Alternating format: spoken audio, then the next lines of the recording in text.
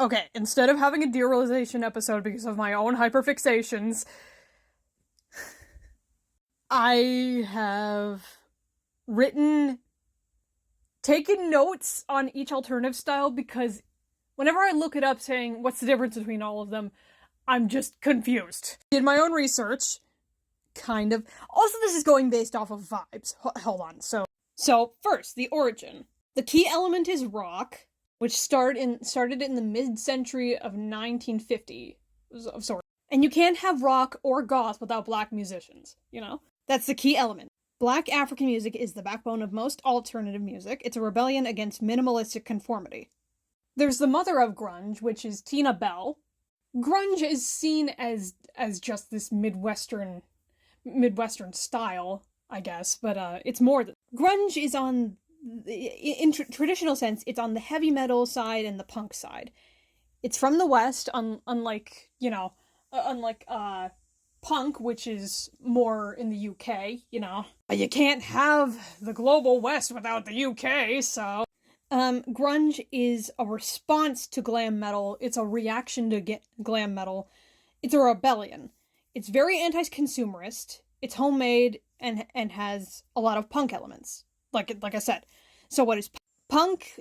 From what I see, is in your face. It's fight the establishment is where it came from. Now I don't know which is which, but it's like when looking up Tina Bell, there was the mention of skinheads and boneheads. Boneheads are like the racist appropriation of the alternative style, right? Right? I don't know which is which. So punk, when you hear punk, there are lots of there's like solar punk, hope punk, eco punk. It's going full circle with the message of punk. It's supposed to be something hopeful in your hopelessness.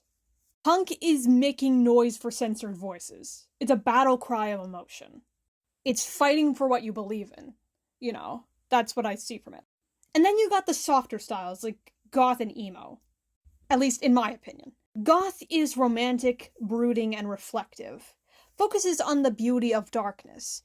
Often loves the macabre, death positive, most times, more often than not. You don't want to die, but you have accepted the fact that you're going to die at some point, so you have to cherish your life while you have it, right?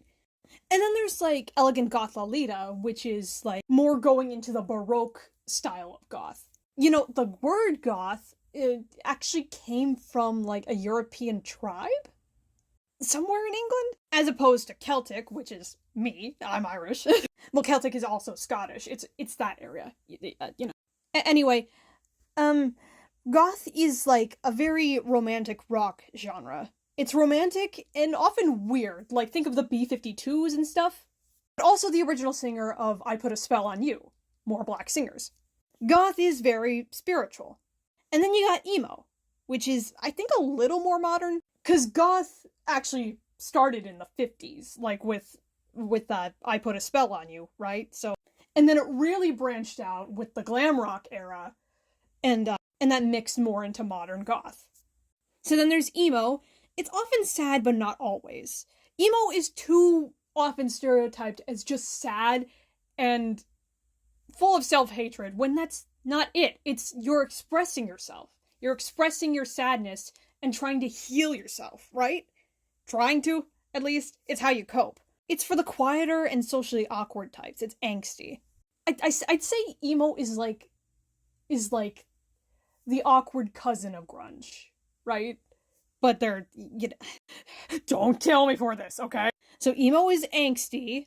You project your style to heal yourself in a way. It can be very depressing or serious, but is an expression of yearning, often. More often than not, it is an expression of yearning. Kind of like goth, but goth is more like...